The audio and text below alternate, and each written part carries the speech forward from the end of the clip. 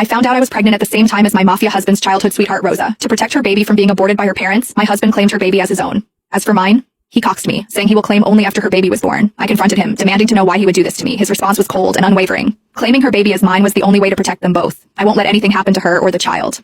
In that moment, as I looked at the man I had loved for 10 years, I realized my love for him had died.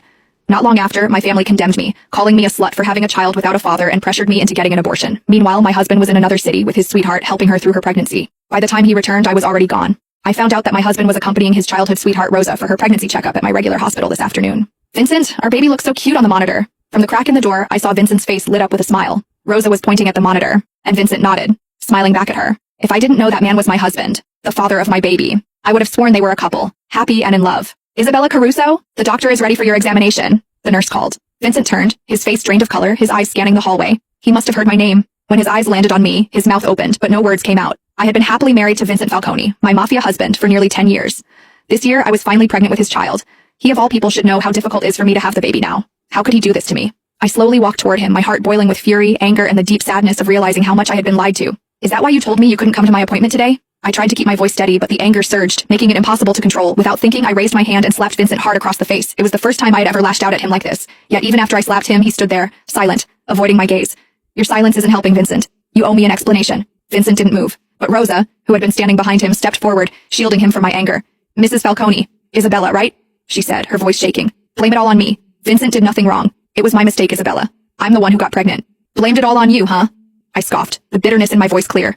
I was a tough woman, but even so, tears streamed down my face. As if my tears had triggered something in him, Vincent finally stepped past Rosa and pulled me into his arms. Don't cry, Isabella. The baby isn't mine, he said, his voice barely above a whisper. I froze. What? But then, Rosa spoke. She winked her innocent big eyes at Vincent. Vincent, didn't you promise to protect my baby by claiming it as your own?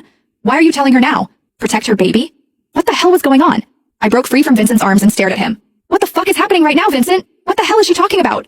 Vincent! Rosa called him too, clearly trying to stop him from saying anything more. But Vincent didn't hesitate. Isabella's my wife. She deserves to know. All right. Rosa's tear-filled eyes locked onto mine. If you really need to know, Isabella, Vincent decided to claim my baby as his, so he might not be able to claim yours. Vincent's face drained of color, but he stayed silent, offering no correction. But don't worry, Rosa continued, her tone suddenly sweet as she reached for my hand, her fingers hovering just above mine. Vincent said that even he can't claim your baby now. He'll adopt once you've given birth. Our baby will belong to the Falcone name, she added, her voice dripping with faux sincerity. I swear I saw a brief smirk twist her lips, but it was gone before I could be sure. I turned to Vincent, still silent, his head bowed as if he couldn't bear to look at me. Is this true, Vincent? My voice wavered as I forced the question out. You're going to give up on our baby to save hers? I'm sorry, Isabella, he whispered, his voice hoarse, barely audible. Tears welled up again. Is her baby so important to you that you'd abandon ours?